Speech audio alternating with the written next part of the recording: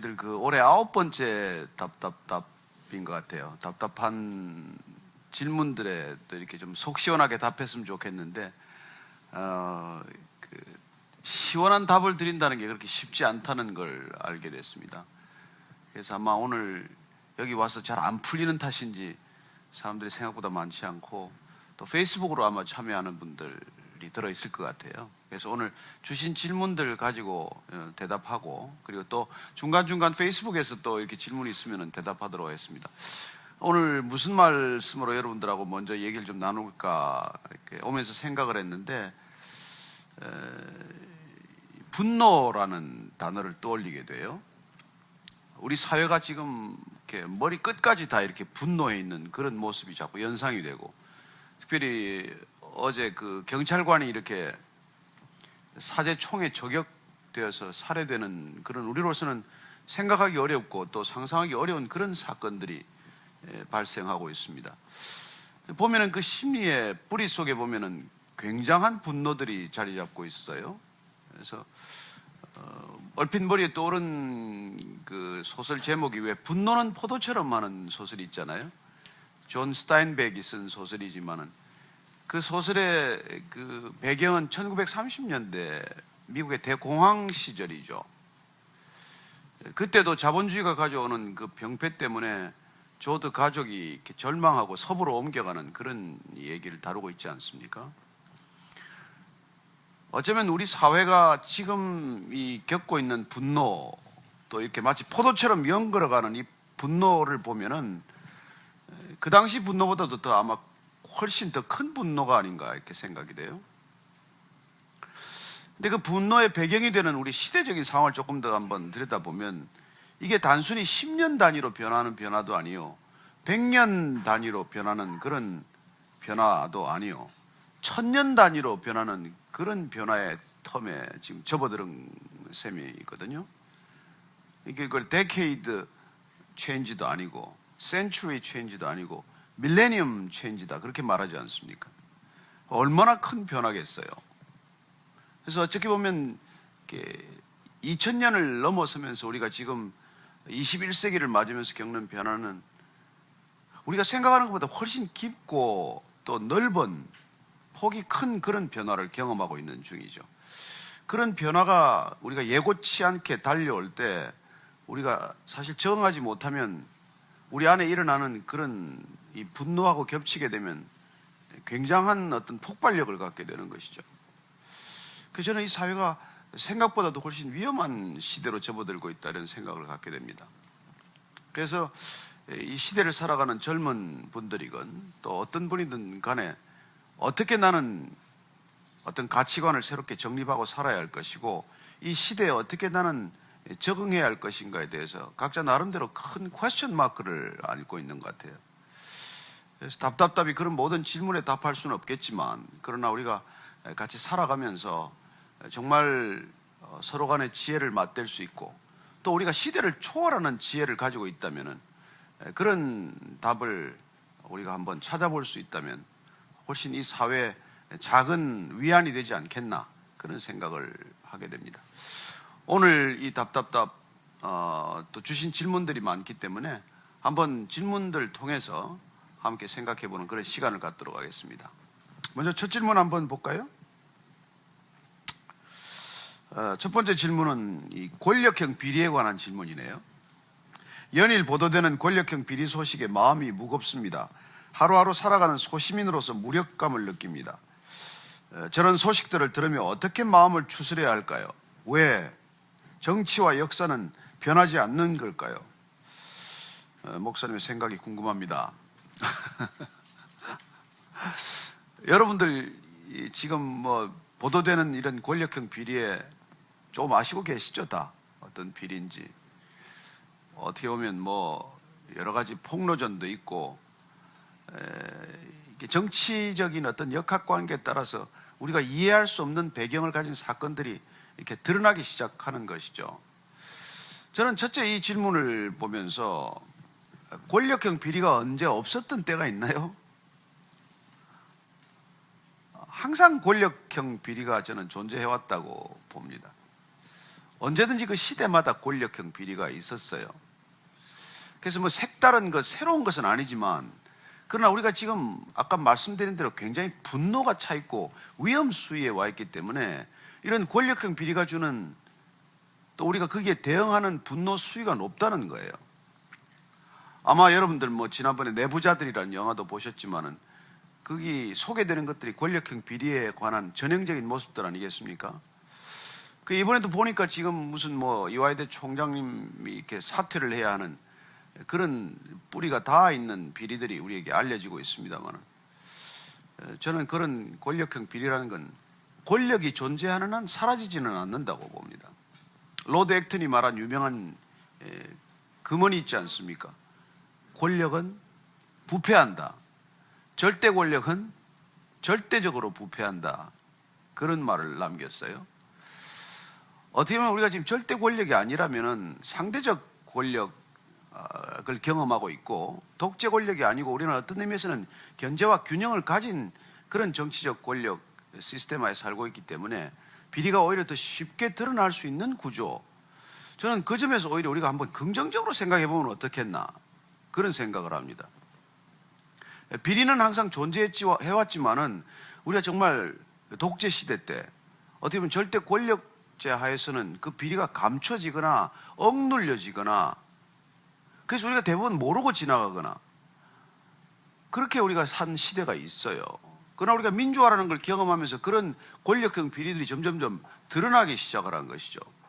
그래서 꼭 우리가 부정적으로만 본다면 그런 권력형 비리가 대폭 늘어난 것 같지만, 오히려 우리가 이 사회적 변화를 감안한다면은 가려지고 감춰졌던 것들이 수면 위로 다 쉽게 떠오른다는 그런 생각으로서는 해볼 수가 있을 것 같아요. 그래서 우리가 한번 긍정적으로 보자는 겁니다. 비리가 없었던 시대는 없지만 지금은 그 비리가 절대로 감춰지지 않는 시대라는 것이죠. 특별히 이런 뭐 이 SNS 시대나 디지털 미디어 시대에 우리가 감출 수 있는 게 뭐가 있겠어요? 그래서 우리가 어떤 의미에서는 이 권력형 비리가 계속해서 연이어서 폭로되는 것, 이런 것들이야말로 어떻게 보면은 새로운 사회적 진통이긴 하지만은 새로운 질서를 모색해가는 과정이라는 것이죠. 옛날에 민주화 시절에 그 김영삼 전 대통령이 그런 말을 했어요. 달개 모가지는 비틀어도 새벽은 온다. 그래서 그는 뭐 그렇게 그 독재 시대도 할 말을 했어요. 그러나 그 할 말을 했지만은 누가 그 할 말을 받아서 했겠어요? 되게 침묵하고 말았어요. 어떻게 보면 외로운 비명 같은 거 있지만 지금은 뭐 엄청난 어떤 반향을 불러일으키지 않습니까? 그래서 권력 자체가 사실 흔들릴 만큼 어떻게 보면 우리 사회가 굉장히 공개적인 사회, 또 민주적인 사회, 또 시민 사회로 이행 중이에요.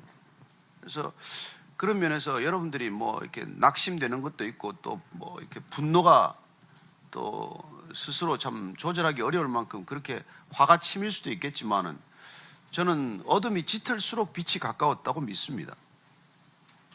그래서 어떻게 보면 우리가 세컨드 밀레니엄을 마치고 서드 밀레니엄이 시작되면서 어떤 지각 변동을 일으키고 있고, 이 사회 전체가 새로운 균형을 향해서 지금 급속히 움직이고 있기 때문에 우리가 과거에 어떤 그런 체제가 지녔던 모든 그 구조적 질서가 파열음을 내고 있거든요.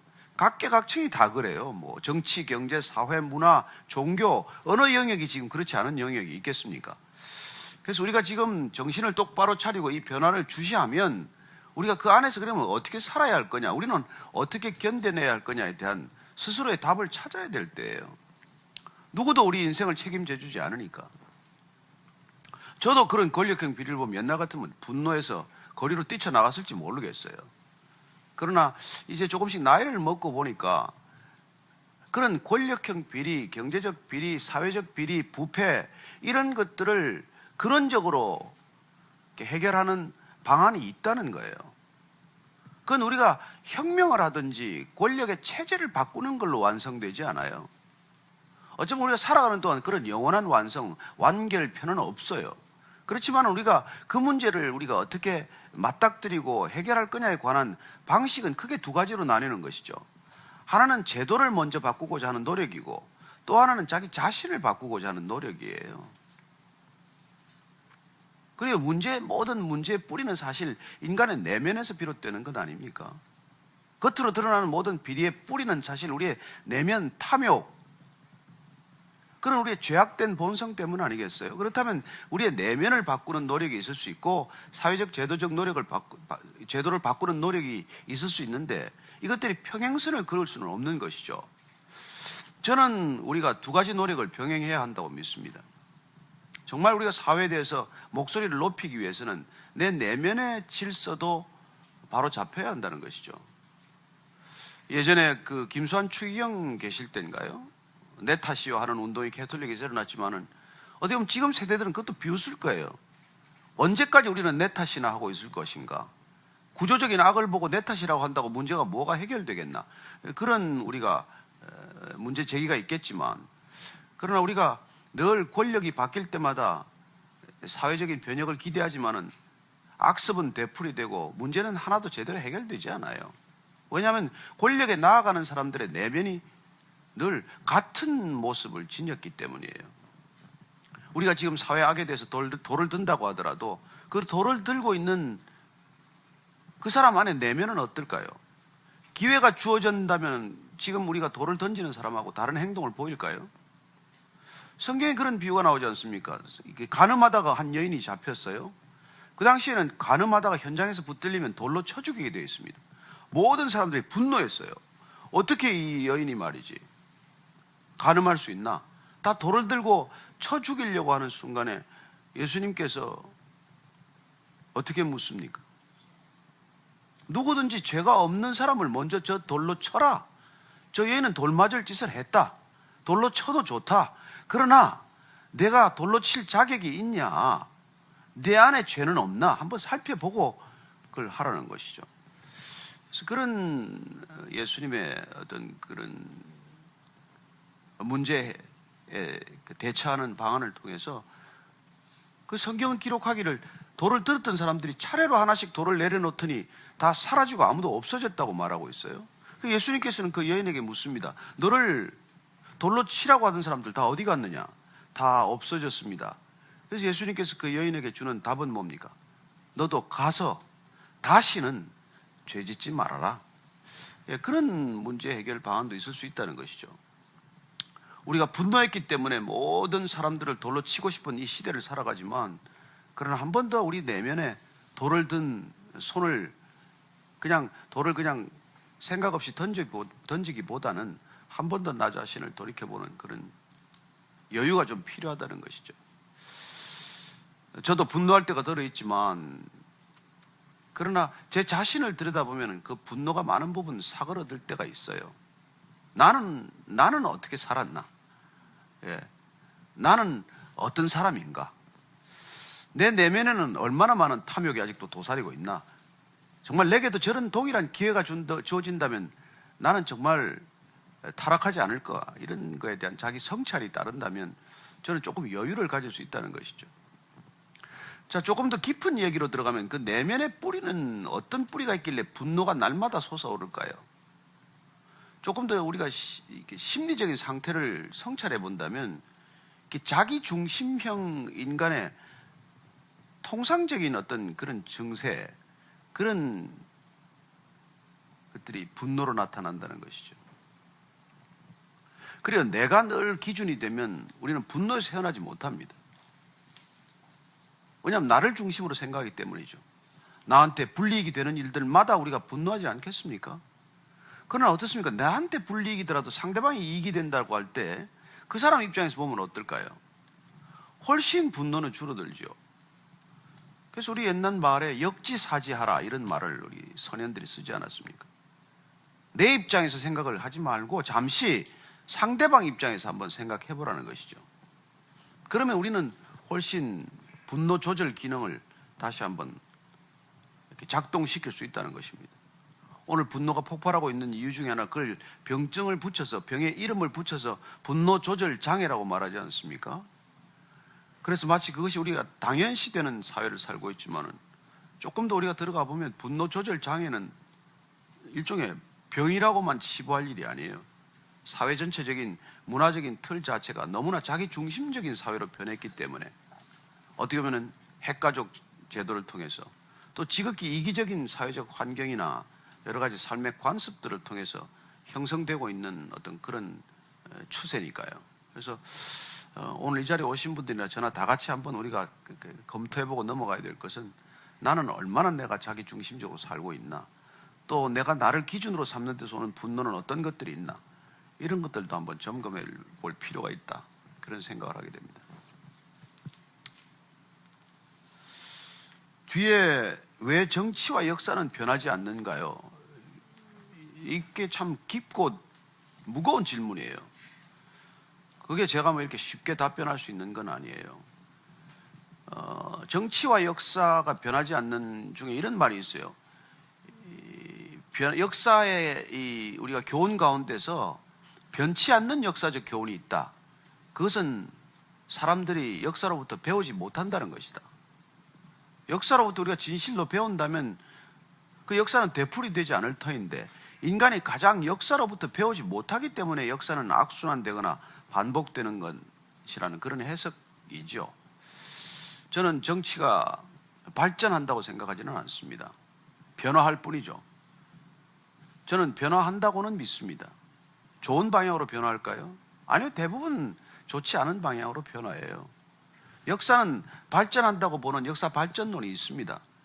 그러나 그 역사 발전도 사실은 역사의 진폭이 커졌다는 뜻에서 우리는 그걸 변화로 보아야지 발전이라고 볼 수만은 없다는 것이죠. 오늘날 이 시대를 보면서 우리는 정말 발전에 대한 어떤 그런 환상을 깨게 됩니다. 정말 우리는 발전하고 있을까요? 아니면 역사는 계속해서 내리막을 가고 있는 걸까요? 참고로 성경적 역사관은 내리막을 간다고 보고 있습니다. 성경적 역사관은 종말론에 기초하고 있기 때문이죠. 끝이 있다는 것입니다. 마지막 파국을 맞게 된다는 거예요. 어떻게 보면 두려운 역사관입니다.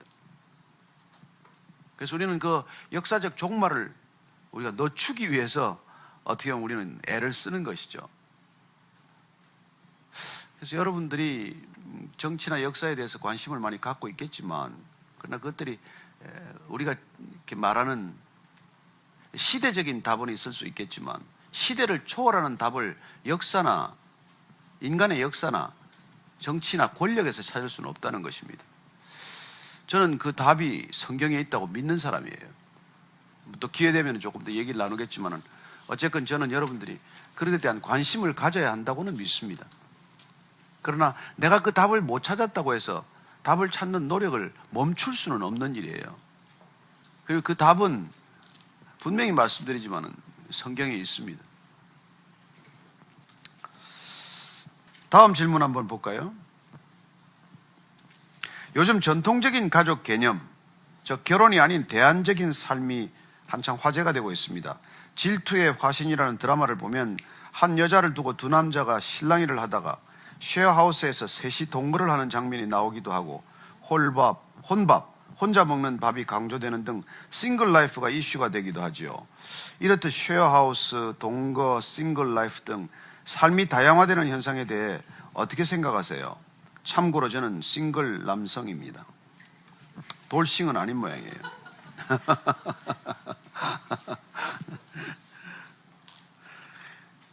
제가 질투의 화신을 안 봐서 잘 모르겠습니다만, 우리 사회는 모계중심 사회는 아니죠.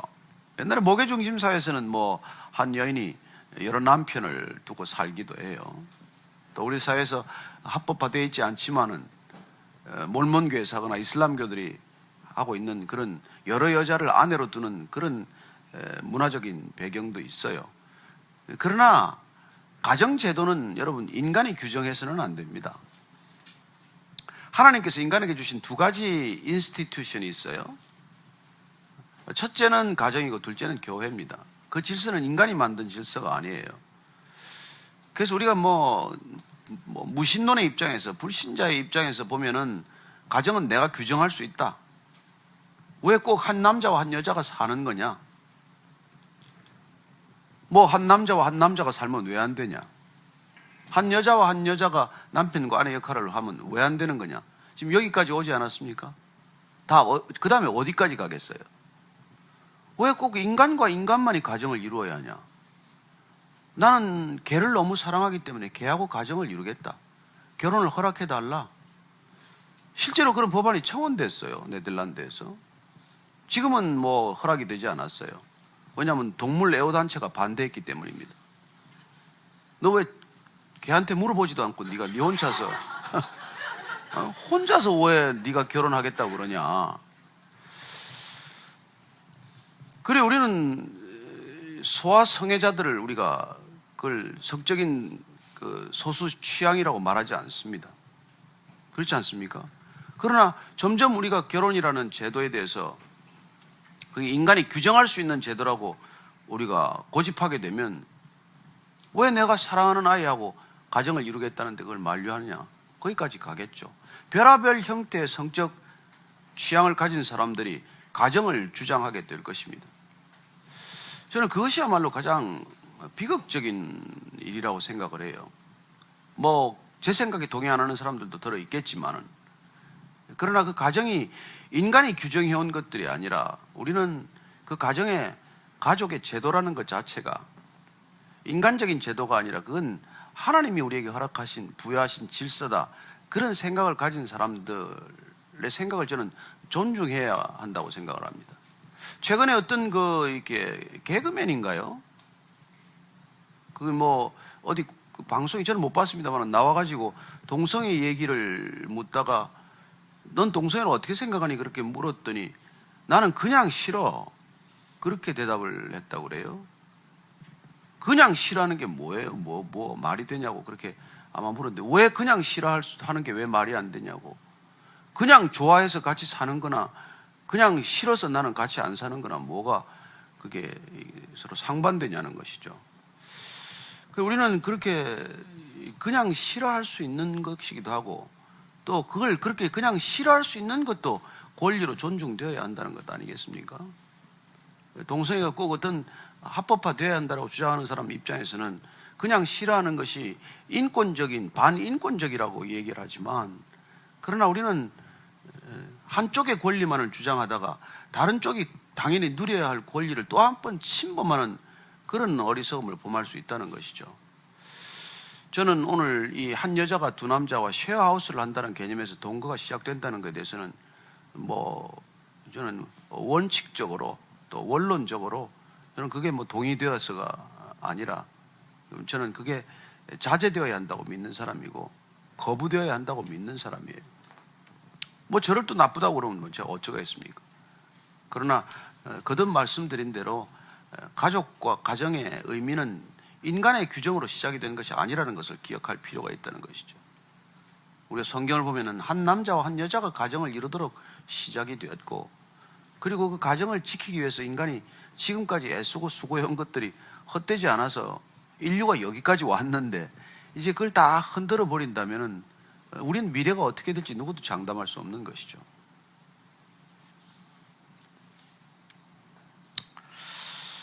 그래요. 하여튼 참 안타까운 시대를 살아갑니다. 다음 질문 한번 볼까요? 크리스찬 배우자를 만나서 하나님과 삼각형 구조를 이루어가는 가정을 만들고 싶다고 기도합니다.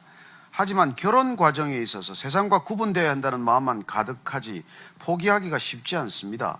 세상 사람들과 구별된 아름다운 크리스찬의 결혼에 대한 예화나 본보기를 들려주실 수 있나요? 붙잡고 나아갈 수 있는 성경 구절도 알려주시면 감사하겠습니다. 싱글이지만 궁금해요. 이런 질문인데, 크리스찬 배우자를 만나서 하나님과 삼각형 구조를 이루고 싶다는 건 참 좋은 생각이네요. 둘이 살지 않고 셋이서 가정을 이루고 싶다는 것이죠. 나는 하나님이 주인이 되는 가정, 하나님을 함께 바라보는 가정을 만들고 싶다는, 그런 걸 이루고 싶다는 건 정말 아름다운 꿈인데, 문제는 본인이 마음만 가득하지 포기하기가 쉽지 않다. 뭘 포기해야 된다는지 잘 모르겠는데, 하여튼 아름다운 크리스찬 결혼에 대한 예화나 본보기를 보여달라는 건데, 본보기는 저를 보면 될 것 같기도 한데 농담입니다만은, 오늘 낮에도 그 결혼을 원하는 젊은 남녀를 만났어요. 나이 차이가 7살이 되는 젊은 사람인데, 정말 신앙적 가정을 이루고 싶다. 그리고 이제 주례를 부탁하는 그런 만남을 가졌습니다만은 제가 이제 한 가지 조언을 했어요. 어떻게 해야 아름다운 그런 가정을 이룰 수 있겠습니까? 첫째로 제가 그랬습니다. 결혼은 내 꿈을 이루는 일이 아닙니다. 배우자를 통해서, 상대방을 통해서 내가 꿈을 이루겠다고 하면 우리는 100번 실패할 겁니다. 그리고 실망할 거예요. 실망이 크면 클수록 같이 살기 어려울 겁니다. 그러나 내 꿈을 이루기 위해서가 아니라 우리가 함께 바라볼 꿈이 있어서 결혼하면 그건 같이 성공적인 가정을 이루기가 아주 가능성이 높아요. 함께 이루어갈 꿈이 있나를 한번 확인해 보세요. 그렇게 얘기를 하고 왔어요. 내 꿈을 이루려고 하면 상대방은 내 도구가 되지 않습니까? 근데 사람은 도구적 수단이 아니에요. 사람은 생명 자체, 인격 자체가 목적이에요. 그러니 그 사람을 통해서 나를 이루겠다는 건 그 사람을 수단시하겠다는데 그런 결혼이 어떻게 성공하겠어요? 그리고 또 한 가지 이제 제가 두 번째로 말씀드린 건 아름다운 가정을 이루기 위해서는 그 사람이 없으면 못 산다가 아니에요. 그건 어떻게 보면 병책이나 아집이고 집착이죠. 혼자 있을 수 있는 사람이라 둘이 있을 수 있다. 그렇게 말씀드렸습니다. 혼자 있을 수 있다는 것은 하나님과 함께 있을 수 있는 사람이에요. 그럼 그 사람은 혼자 있을 수 있습니다. 혼자 외롭지 않아요. 외롭지 않아서 둘이 있을 수 있어야지 외로워서 둘이 있으면 그 사람은 없으면 또 외로워져요. 그 사람은 없어서 외로우면 그 사람한테 이미 묶인 거예요. 서로 간에 묶이면 건강한 관계가 안 되잖아요. 관계가 짐이 되고 부담이 되면 단기간에는 좋을지 모르지만 시간이 길어지면 사람도 지치게 돼요.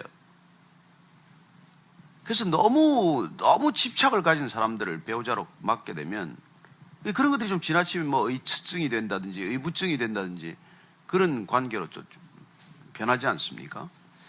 저는 여러분들이 인격적으로 어느 정도 내가 그렇게 성숙한 인격을 가졌느냐를 스스로 한번 스스로에게 물어봤으면 좋겠어요. 나는 결혼할 수 있을 만큼 조금 소위 말해서 철이 좀 들었나 이런 생각을 좀 가졌으면 좋겠다는 것이죠. 물론 결혼해서 더 성숙해가는 면이 있지만 그러나 결혼할 만큼 성숙해야 한다는 것이죠. 아까 우리가 처음에 얘기했던 것처럼 예를 들어서 막 분노가 이렇게 머리 끝까지 차 있다. 이런 사람 둘이 결혼하면 어떻겠어요? 신혼여행에서 싸우고 깨지더라고요. 신혼여행을 다 끝내지 못하고 헤어지는 사람을 보았습니다. 그래서 저는 여러분들이 정말 어떤 면에서는 아름다운 가정에 대한 꿈을 가졌다면은 내가 그런 가정을 가질 만한 또 가정을 이렇게 이끌어갈 만한 그런 성품이 되어 있냐를 한번 스스로 살펴보는 게 중요하겠죠. 물론 그렇게 다 완숙해서 가는 사람은 없어요. 하지만은 우리가 신앙적 기초가 있다면은 훨씬 저는 성공적인 가정, 아름다운 하나님의 가정이 될 수 있다고 믿습니다. 붙잡고 나아갈 성경 구절은 뭐 저희들이 제가 이게 아무래도 주례할 기회가 많기 때문에 많이 주례사를 하는 말씀 중에 하나가 사실은 여러분들이 잘 안 들어본 성경 구절일 텐데 고린도전서 13장 11절 말씀을 저는 자주 주례사로 이렇게 말씀을 전합니다. 왜냐하면 그게 내가 어렸을 때는 말하는 것이 어린아이 같고 깨닫는 것이 어린아이와 같고 생각하는 것이 어린아이와 같다가 어른이 되어서는 어린아이의 일을 다 버렸다 이런 말씀이에요. 왜냐하면 결혼이란 어른 되는 일입니다. 어른 되려면 어린아이의 생각하는 버릇, 말하는 버릇, 깨닫는 습관을 버려야 된다는 거예요. 여러분 그래서 결혼하려면 내가 어린아이의 삶의 모든 방식을 버려야 돼요. 그 다음에 또 우리가 뭐 흔히 아는 말로 에베소서 5장 우리가 33절 말씀 같은 경우가 있습니다. 그건 아내를 내 몸과 같이 사랑하고 그리고 남편을 존경하라고 말해요. 그래서 정말 아내를 사랑하는 방식은 내 몸을 사랑하듯 이렇게 나를 아끼듯 아껴주는 것이 사랑이지만 여자가 남자를 사랑하는 방식은 존경해주는 방식이라는 거예요. 남자를 뭐 이렇게 계속 사랑한다고 말하는데도 불구하고 남자들이 그 사랑을 못 느끼는 까닭은 내가 존중받는 느낌이 없을 때 그런 어려움을 겪는 거예요. 참 뭐 남자들의 못된 습성일 수도 있겠지만은 남자라는 이유만으로 어떤 그런 이렇게 우월감이나 우월 의식을 가질 수가 있거든요. 근데 그걸 갉아먹는다고 또 갉아내린다고 남자들이 금방 승복하지 않아요. 그러나 신기하게도 계속 존경해주면은 스스로 존경받는 위치에서 내려와서 대등한 위치로 옵니다. 그러나 내가 끌어내리려면은 죽어도 안 내려와요. 그래서 저는 남자들이 정말 여성들에게 순종적인 남편을 만드는 길은 존중해주는 길이에요. 그게 남성들이 받아들이는 사랑하는 방식이에요. 남자들은 내가 존경받는다, 존중받는다, 대접받는다는 생각이 들 때, 아, 이 사람이 나를 사랑하구나, 이렇게 여기는 것인가요? 그래서 저는 뭐 행복한 가정을 이루기 위해서는 그런 성경에 좋은 말씀들이 많이 있습니다. 여러분들이 정말 아까 말씀드린 이분 하나님과 삼각 구조를 만들고 싶다. 그리고 하나님을 함께 바라볼 수 있다면은 서로가 우월적인 지위를 고집하거나 내가 가정의 주인이다라고 고집하지는 않겠죠. 훨씬 트러블이나 마찰이나 갈등이 줄어들지 않겠습니까? 그리고 여러분들 가정에서 정말 기쁨을 맛보지 못하면 세상에서 기쁨을 맛보기가 쉽지 않습니다. 세상에서는 대안적 기쁨 내지는 가짜 기쁨은 많아요. 그러나 가정이 주는 깊고 넓은 그런 기쁨은 없습니다. 그래서 우리가 사실 분노 사회로 치닫고 있는 아까 이유하고도 맥락이 닿아 있는데 가정에서 우리가 그런 기쁨을 분노를 이렇게 가라앉히는 가정 생활을 경험하지 못한 탓도 있어요. 우리가 밖에서 그냥 지치고 피곤하고 정말 찌들 대로 찌들어도 가정에 돌아와서 그 모든 것들이 좀 이렇게 치유되고 회복되고 또 그래서 세상 속으로 나아가야 할 터인데 집에 오면 집에 와서 또 분노할 일이 생기고 밖에 나가면 그 분노가 더욱더 이렇게 급격히 또 상승하면 언젠가는 폭발하겠죠. 집에서 폭발하든지 아니면 밖에 나가서 폭발하든지. 저는 가정이란 어떻게 보면 분노 조절 장치, 분노 조절 기능, 분노 조절 능력을 회복하는 곳이라고 믿어요. 그래서 여러분 대가족 제도가 아주 좋은 겁니다. 가족이 많은 게 축복이에요. 가족이 많으면 많을수록 내가 그 가정의 주인이 아니라는 것을 삶의 환경 속에 깨닫게 되거든요. 옛날에는 뭐 아들 5, 딸 3 이 정도 되면은 여러분 5째 되면 이름도 잘 모르잖아요. 근데 애가 딱 하나밖에 없으니까 문제인 거예요. 이 아이는 집에서 자기가 가정의 중심인 것처럼 자라게 돼요. 그래서 태생적으로 자기 중심성이 강화되는 것이죠. 근데 옛날에 뭐 할아버지 할머니도 계시고 뭐 부모님 계시고 뭐 이모도 있고 뭐 고모도 있고 뭐 이런 대가족제로 살면 거기는 뭐 투정 부릴 시간도 없어요. 괜히 밥 안 먹는다고 투정했다가는 굶기 십상이고 아무리 화가 나더라도 먹을 건 먹고 싸워야 되고 그런 가정이기 때문에 분노를 표출할 일들이 별로 없었어요. 그런데 지금은 나를 주장하는 게 전부 분노하는 방법이에요. 그래야 내가 내 몫을 챙겨지기 때문에 그런 것이죠. 저는 여러분들이 안타깝지만은 이 사회적 구조가 이렇게 변하고 있기 때문에 뭐 옛날로 돌아갈 수는 없겠죠. 그러나 그런 대가족 제도로 돌아갈 수는 없지만 대가족과 같은 삶의 환경을 만드는 곳이 있습니다. 예를 들어서 같은 취미생활을 하는 동호회라든지 또 같은 어떤 믿음을 가진 사람들이라든지 어떤 NGO 활동을 같이 한다든지 어떤 구제나 봉사 활동을 같이 한다든지 이런 큰 공동체를 경험하는 삶. 그래서 우리의 삶을 좀 더 풍성하게 하고 분노 조절 기능을 강화할 수 있는 분노 조절 능력을 이렇게 찾아갈 수 있는 환경을 스스로 만드는 거예요. 그러지 않고서는 우리 자신을 지키기가 불가능한 상황입니다. 그래서 오늘 저는 여러분들이 정말 아름다운 가정을 이루기 전에 그런 공동체에서 좀 나 자신을 충분히 좀 훈련받고 또 이렇게 했으면 좋겠다 생각합니다. 질문이 좀 더 남아있지만 혹시 여기서 질문하실 분이나 또 페이스북에 질문이 들어와 있으면 한번 좀 같이 한번 보기를 바랍니다. 네, 한번 페이스북으로 들어온 질문 한번 볼까요? 이민사회에서 신앙생활 중인데요. 목사님과 그 가족에 대한 실망으로 교회를 옮겼는데 여러 교회를 옮겨 다니고 있습니다. 새로운 교회에서도 지난번과 같은 실망을 하지 않으려고 하다 보니 작은 교회에서 목사님을 비롯해 다른 성도님들과 일정한 간격을 두고 있어요. 교회 일도 적극적으로 참여하지 못하고 저와 저희 가족을 바라보고 계실 하나님을 생각할 때 가슴이 아프고 답답합니다. 이 이민 생활에서 어떻게 해야 하나님이 기뻐하시는 신앙을 지킬 수 있을까요? 예, 참 안타까운 질문이죠. 이게 참 많은 경우에 이렇습니다. 저도 이민교회를 또 이렇게 한번 직접 개척하면서 같이 경험해 보기도 했고 이런데, 우리가 신앙생활의 본질을 교회에서 찾기 때문에 이런 일들이 생긴다. 저는 그런 이 문제를 이해하게 되었어요. 우리의 신앙생활은 예수님과 시작이 되어야 합니다. 그럼 예수님 만나기 위해서 교회 꼭 가야 합니까? 교회 가야죠. 그러나 교회 가는 것으로 부족하고 내가 교회가 되어야 할 터인데, 교회가 되는 길은 내가 말씀과 하나 되어야 한다는 거예요. 그래서 여러분들 일주일에 한 번씩 교회 다녀가서는 절대로 크리스찬 안 됩니다.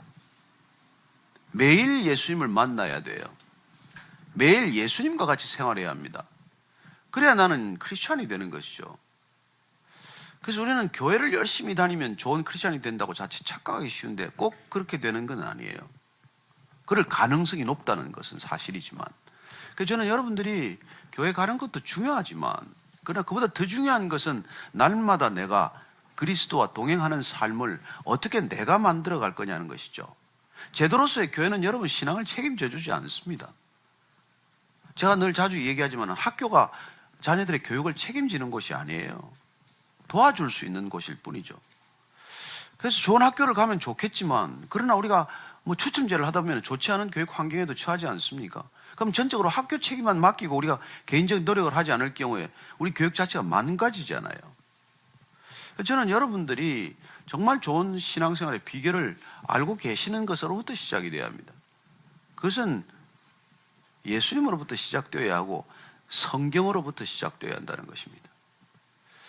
날마다 여러분들이 성경을 묵상하면 저는 훨씬 달라진다고 믿어요.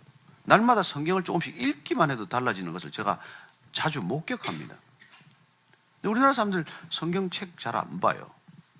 우리가 과외에 익숙한 탓에 그렇다고 저는 생각이 됩니다만, 늘 좋은 과외 선생을 찾아. 여러분, 목사는 과외 선생이에요. 과외 선생이 도움이 될 때도 있지만 과외 선생 잘못 만나서 도움이 안 되는 사람도 많아요. 여러분들이 그 과외 선생 찾는 심정은 이해를 합니다만, 그 과외 선생보다 더 중요한 건 텍스트예요. 텍스트북. 성경이라는 텍스트북을 먼저 여러분들이 좀 했으면 좋겠다 생각합니다. 하나님이 기뻐하시는 신앙생활은 늘 하나님이 나 안에 거하시기를 원하세요. 그런데 하나님이 내 안에 거하시는 방법이 그분의 말씀이 내 안에 거하는 거예요. 그래서 예수님께서 내 말이 너희 안에 거하면, 내 말이 너희 안에 머무르면, 너희가 내 말을 먹고 마시면 너희들이 진리를 알지니 진리가 너희를 자유케 하리라. 이렇게 알려주고 계시지 않습니까? 네, 한번 페이스북 질문 하나 더 받고 또 이제 보겠습니다. 동경에 살고 있고 개척교회를 다닙니다. 근데 아무리 봐도 목사님 설교가 엉성합니다. 그리고 부인이 너무 나섭니다. 말씀이 아닌 이벤트로 성도를 모아보려고 합니다. 김치 만들기, 한국 요리 만들기 등등 너무 안타까운데 어찌해야 할까요? 오죽 답답하면 그러시겠어요. 이게 말씀의 은혜가 안 되면 모든 게 은혜가 안 되거든요.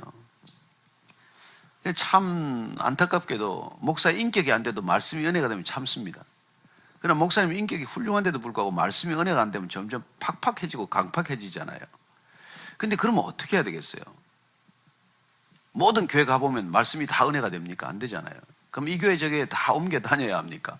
그럴 수도 있겠죠. 그러나 저는 아까 말씀드린 대로 말씀의 은혜를 내가 날마다 누리면 오히려 그 목사님에게 선한 영향력을 줄 수가 있죠. 성경에 보면은 브리스길라와 아굴라 부부가 나오잖아요. 고린도 교회 담임 목사가 바뀌었어요. 사도 바울 같은 아주 훌륭한 목사가 있다가 아볼로라는 사람이 왔어요. 근데 아볼로가 마른 번지르를 한데 내가 본 데는 조금 부족한 것 같아요. 그래서 아볼로와 브리스길라가 집에 브리스길라와 아굴라 부부가 아볼로를 초청합니다. 담임 목사를. 그래서 성령에 대해서 알게 하세요. 예? 목사를 갖다가. 저는 정말 그렇게 아름다운 교회가 세워질 때까지 목회자와 성도 간의 아름다운 동역 관계가 얼마나 중요한지에 대한 어떤 사례라고 생각이 됩니다. 더 훌륭한 성도들이 많아요. 지금은 사실 부족한 목회자보다도 그렇게 성숙한 성도들이 부족한 목회자를 좀 이렇게 또 이렇게 세우는 그런 역할을 하시면 어떨까요? 저는 그분들이 어떻게 보면 더 훨씬 더 성숙한 목회자. 저희들 요새 우리 제가 섬기는 교회에서 재밌는 그런 비유를 들었는데, 저희들이 자꾸 이제 이렇게 평신도란 말을 쓰지 말고 여러분들이나 동역자라는 말을 쓰자. 그리고 여러분들도 정말 아름다운 하나님의 사람으로 만인 제사장처럼 이렇게 지내야 된다 그랬더니 한 분이 그렇게 반문을 해요. 결국 우리 보고는 돈 내고 목사처럼 살아라 이 말이죠. 제가 가슴이 좀 뜨끔했어요. 당신들 돈 받고 그렇게 살아야 되지만 우리는 돈 내고 그렇게 살아라 이 말이지. 그래서 제가 한참 웃었습니다만은, 사실 그런 말이에요. 누가 돈을 내건 그게 중요한 게 아니라 우리가 동일하게 하나님의 사람으로 살아야 한다는 것이고, 그래서 본인 스스로가 차별화할 필요가 없다는 것이죠. 목사는 목사처럼 살아야 되고 나는 평신도처럼 살아야 된다. 성경은 그렇게 가르치지 않습니다. 저는 예수님을 만난 사람이라면 누구나 다 은사대로 살 뿐이라고 생각을 해요. 말씀을 전하는 은사가 있으면 말씀을 전할 것이고, 구제나 이렇게 또 남을 상담하는 은사가 있다면 그런 은사로 사는 것이죠. 어쨌건 저는 이분이 교회를 결단해야 될 때라고 믿습니다. 불평하기보다는 옮기는 게 낫겠지만, 그러나 그런 교회가 안 찾아진다면 그 교회를 하나님의 교회로 세우는데 본인이 더 쓰임받으면 어떨까 하는 그런 생각을 갖게 됩니다. 특별히 이런 경우에 힘들지만은 목사님을 위해서 조금 더 깊이 기도하고 또 그런 역할을 감당해 주셨으면 좋겠다 생각합니다. 자, 질문지 한번 더 볼까요? 예수님을 믿어도 사람은 절대 변하지 않는다는 사실을 종종 저의 아버지를 보며 느낍니다. 가족이라 더 적나라하게 하나님을 믿지 않는 듯한 모습이 보일 때마다 실망스럽고 대화를 시도해보지만 변화되지 않으리라는 생각이 앞섭니다. 이런 아버지를 두고 하나님께 어떻게 기도하면 될까요? 정말 부끄러운 얘기죠. 사실은 우선 아버지를 좀 아버지 학교 보냈으면 좋겠습니다만, 아버지가 살아야 가정이 사는 아버지 학교에 가면 좀 저는 훨씬 좀 도움이 되리라고 생각이 됩니다만, 그러나 이렇습니다. 아버지가 변하지 않았다라고 이렇게 단정하시지만 꼭 그럴까요? 저는 그리고 이렇게 아버지를 자꾸 단정하는 본인 자신도 조금 스스로를 한번 돌아보는 건 어떨지 생각이 돼요. 한 사람이 변하면요, 신기하게도 곁에 있는 사람 변합니다. 인간은 그렇게 영향을 서로 주고받아요. 그래서 가장 중요한 것은 성경적인 가르침은 나부터 변화한다는 것입니다. 내가 누구 때문에 변해요? 예수님 때문에 변하는 것이죠. 그분 때문에 변화가 시작되면 자연스럽게 누군가에게 감전이 된다는 것입니다. 그래서 안 변하는 사람이 곁에 있으면은 이렇게 생각하면 어떨까요? 내가 안 변했기 때문 아닐까? 나도 안 변했는데 저분은 왜 변해야 한다고 생각을 할까? 그런 생각도 한번 해볼 필요가 있는 것이죠. 그리고 또 한 가지는 우리가 긍휼한 마음을 품어야 돼요. 야, 교회를 어떻게 다녔는데 30년 다녀도 안 변할까? 기적이구나. 왜 저런 기적이 났을까? 30년 다녔는데 예수님을 못 만난 거예요. 교회만 왔다 갔다 했지 예수님을 못 만난 거예요. 그래서 그러면 간절한 기도가 되지 않겠습니까? 우리 아버지 예수님 좀 만나게 해주십시오. 예수님 아버지 좀 붙들어 주십시오. 아버지 좀 찾아와 주십시오. 아버지가 예수님을 만나는 사건을 좀 일으켜 주세요. 그러다 보면 아마 통곡할걸요, 아버지를 위해서. 정말 아버지를 깊이 사랑했을까요? 아마 사랑하시겠죠. 그러나 내 목숨만큼 사랑하는 일이 있다면 정말 눈물로 기도하게 됩니다. 저는 참 그런 자녀를 알고 있어요. 정말 아버지를 위해서 그렇게 눈물로 기도하다가 돌아온 군인 아버지를 두는 자녀를 알고 있습니다만, 그래서 우리가 가족들 변화는 쉽지 않아요. 그래서 우리가 가족들을 위한 기도, 그런 기도는 정말 성령 세례둬야 합니다. 성령 받으면 다 달라집니다. 예. 또 한번 페이스북 한번 또 갔다가 또 한번 보십시다. 페이스북에 또 많은 질문들이 올라와 있는 것 같은데.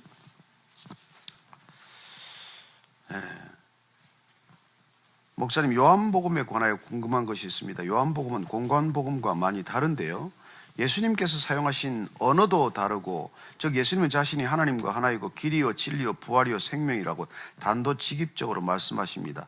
또 7가지 자기 선언도 하시는데 공관복음에 없는 말씀이 나옵니다. 그 차이점에 대해서 궁금합니다. 그렇다면 예수님께서 그렇게 말씀하신 것인가요? 요한의 제 해석인가요? 이거 너무 신학적으로 어려운 질문이 이렇게 나오면 답답해서 좀 대답하기가 좀 답답해지는데, 기왕 읽었기 때문에 답은 짧게 하고 넘어가겠습니다. 그래서 공관복음이란 마태, 마가, 누가복음 3개가 같은 관점을 가졌다. 그러나 요한은 다르죠. 왜냐하면 사도 요한은 오래 살았습니다.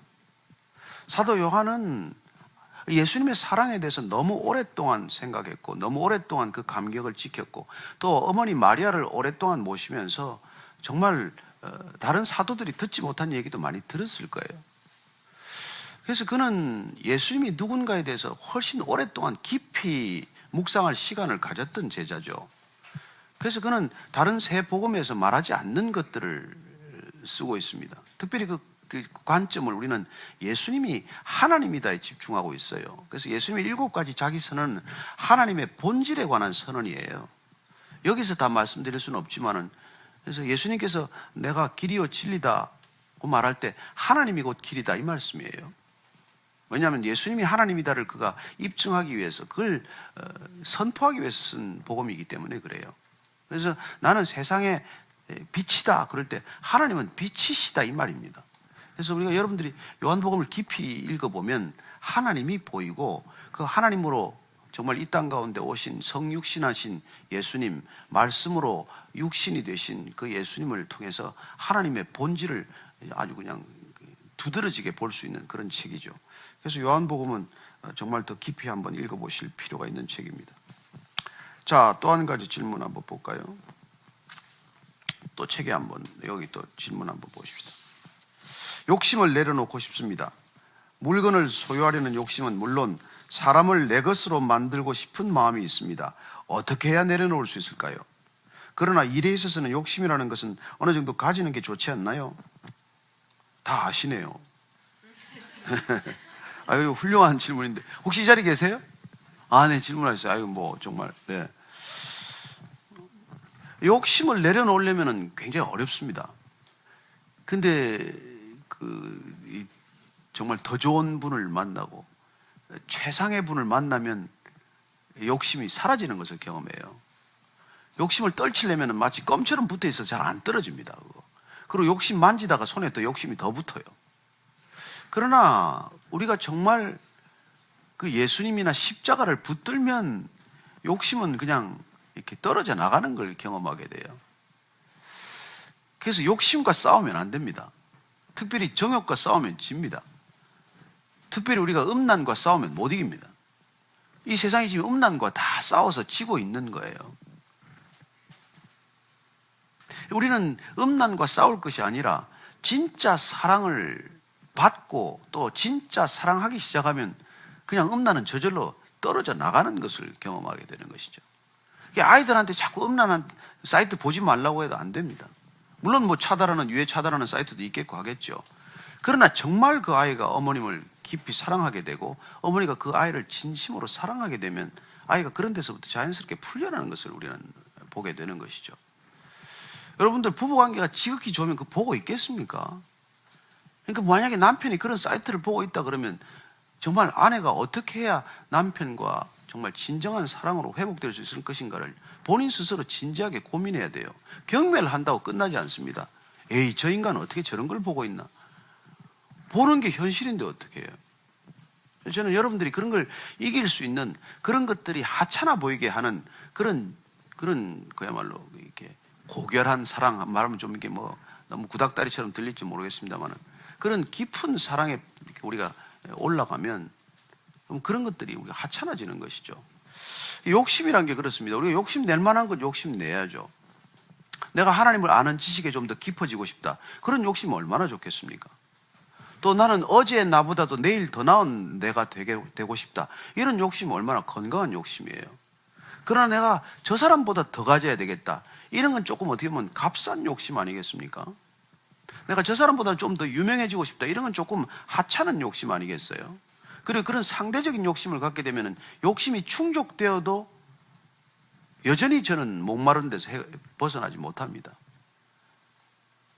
그래서 우리가 이 욕심을 내려놓기 위해서 욕심과 싸우는 그런 방식보다는 우리 욕심 전체를 뛰어넘는 진정한 어떤 궁극적인 가치에 우리가 붙들릴 필요가 있다는 것이죠. 그래서 더 좋은 것을 잡으면 저는 항상 좀 더 덜 좋은 것은 떨어뜨린다 이런 표현을 잘 씁니다. 가장 좋은 것을 애들이 보십시오. 큰 좋은 장난감 딱 쥐는 순간 지금까지 놀던 것 다 떨어뜨려 버리잖아요. 뒤도 돌아보지 않아요, 어떤 경우에는. 그래서 더 좋은 장난감을 부모들이 주지 않으면 애들이 여기서 못 벗어나요. 어른들도 마찬가지입니다. 어른들 다 장난감 노래하는 거 아니에요, 솔직히 보면.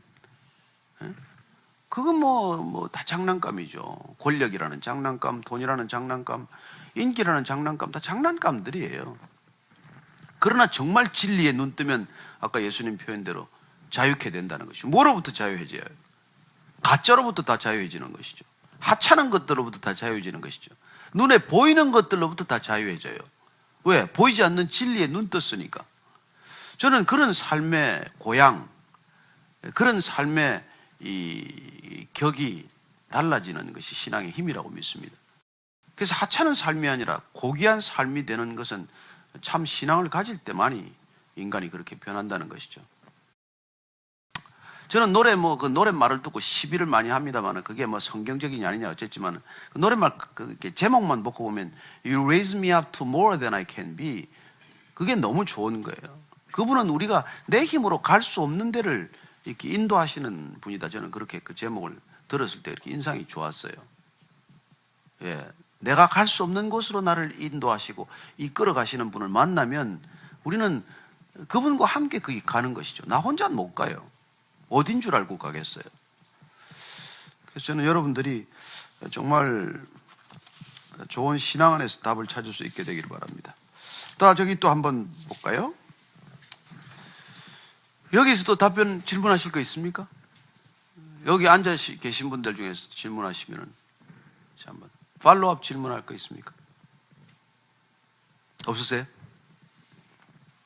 너무 점잖으시만 오늘 오셔가지고 다들 그냥 이렇게 느긋하게 좀 앉으시면 좋을 텐데 굉장히 긴장되신 분이기도 하고 답변에 심취한 건 아니죠? 웃지도 않네. 정말 참. 전도할 때 불신자가 이단에 대해서 언급할 때 어떻게 말해줘야 할까요? 이게 오늘 이게 완전히 답답답은 신앙 문답이 되고 말았습니다만 불신자가 이단에 대해서 이게 벌써 궁금해하고 있다는 것은 진리에 대해 궁금해하고 있다는 반증 아니겠어요? 그죠? 진짜를 관심이 없다면 가짜에 무슨 관심이 있겠어요? 그리고 이분은 벌써 이미 어떤 진리에 대한 관심을 가지고 있다는 것이기 때문에 진리를 정확히 말씀해 주는 게 필요해요. 그리고 이렇게 말씀해 주시면 됩니다. 위조 지표를 감별하는 건 가짜를 보아서는 감별이 안 됩니다.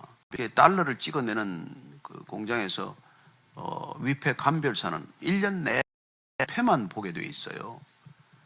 그러면 수많은 위조 지표가 한순간에 구분이 되는 것이죠. 이단에 관심 가질 필요 없어요. 진짜도 모르면서 이단을 어떻게 식별합니까? 근데 진짜를 제대로 아는데 이단을 어떻게 식별을 못해요? 그 예수님께서 하신 말씀을 우선 알면 말씀이 기준이 되거든요. 진리가 너희를 자유케 하리라 그랬는데 점점 부자유스러워. 주의 영이 계신 곳에는 자유함이 있느니라. 그런데 점점 부자유해요. 점점 우리를 구속해.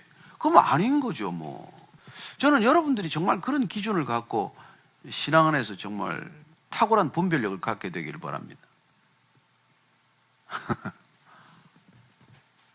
정말 의외로 쉬워요. 저는 여러분들이 그런 분별력을 가지고 있으면 사람을 분별하는 것도 너무 쉽습니다. 너무 쉬워요. 좋은 신앙인 아닌 것도 너무 분별이 쉬워요. 절대로 어렵지 않습니다. 여러분, 진리가 어려우면 누가 진리에 다 모든 만인에게 적용이 되겠어요? 진리처럼 심플하고 진리처럼 강력하고 진리처럼 순수한 게 없어요. 혼자 떠드는 것 같으네. 예, 그 다음에 또 목사님 사역하시는 베이직 교회에 대해 소개해 주세요. 와서 보세요. 제가 얘기하면 꼭 자랑하는 것밖에 될 것 같아서.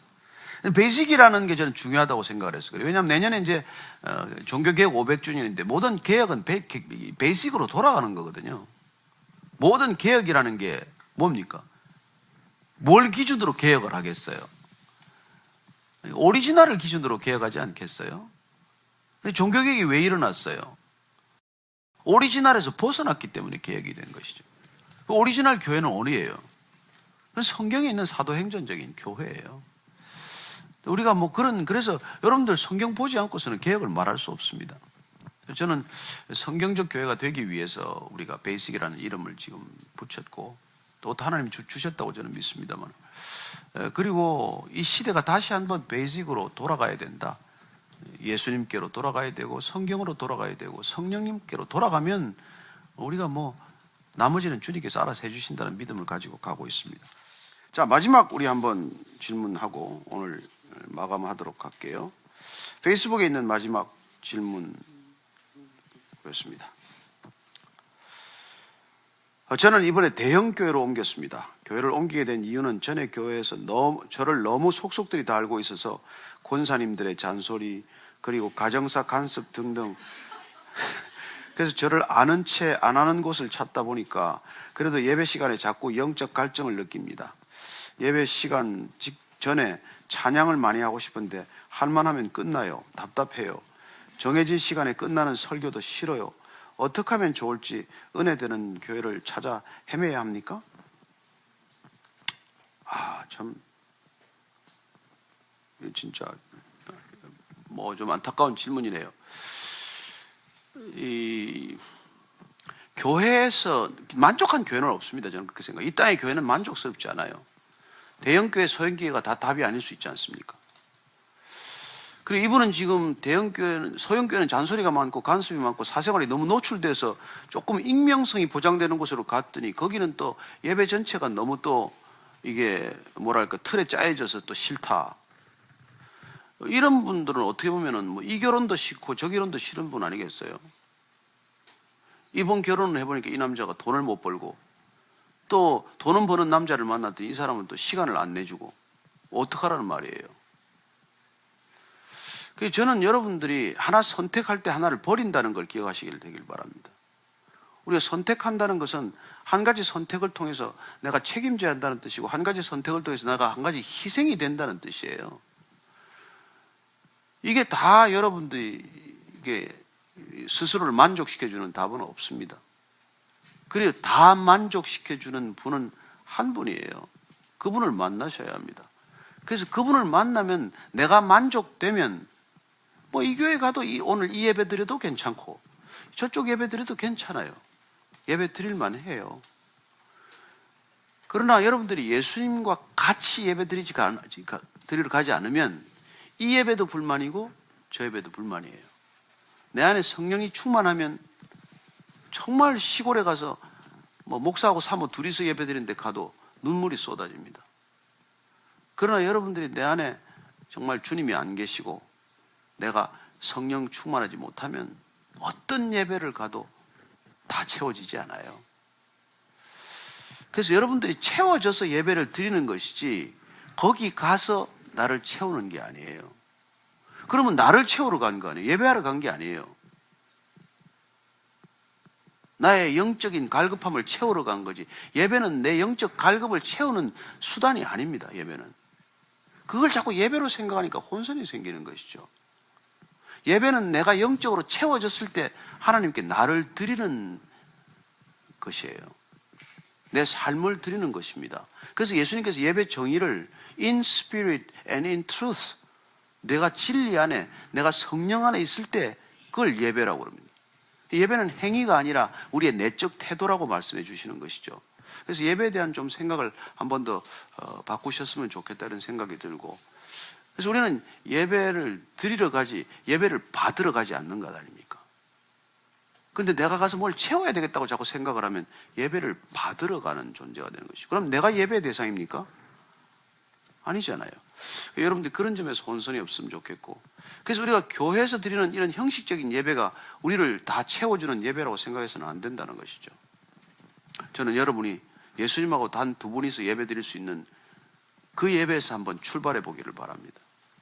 그 예배가 충만하면 여러분들은 정말 어디 가서 예배 드려도 그런 형식적인 예배가 여러분들을 그렇게 답답하게만 만들지는 않아요. 어쩌면 그런 다양한 형태의 예배를 보면서 저렇게도 예배를 드리는구나, 이런 것들을 여러분들이 조금씩 여유 있게 볼 수 있을 거예요. 제가 다닌 신학교에서는 초교파 신학교였기 때문에 한 70여 개 이상의 교단에서 신학생들을 파송해서 굉장히 다양한 예배를 경험했어요. 정말 얼토당토하는 그런 예배 형식들이 있어요. 처음엔 좀 짜증스러웠어요. 저걸 뭐 예배라고 그러나. 그러나 시간이 지나면서 내가 스스로 채워졌음을 느꼈을 때 그 다양한 예배 형식을 그냥 어떤 때는 인조해하는 거예요. 저렇게도 예배를 드리네, 저렇게도 예배가 되네, 뭐 그런 생각들을 가졌던 기억이 있습니다.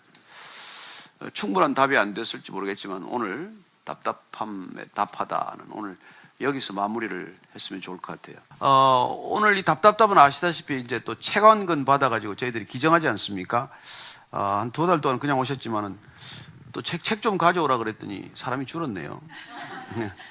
이번에 오늘 기정해 주신 책은요, 다문화 가정 아이들의 작은 공부방이 가리봉동에 있습니다.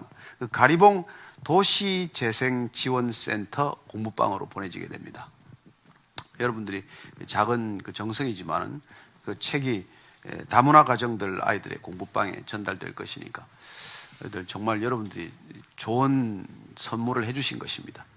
혹시 또 다음 달에 뵙게 되면은 정말 또 좋은 만남이 되기를 바라고, 오늘 모처럼 또 이 답답답 시간에 오신 분들 조그만 답답함에도 조그만 답이 되기를 바랍니다. 와주셔서 감사합니다. 네.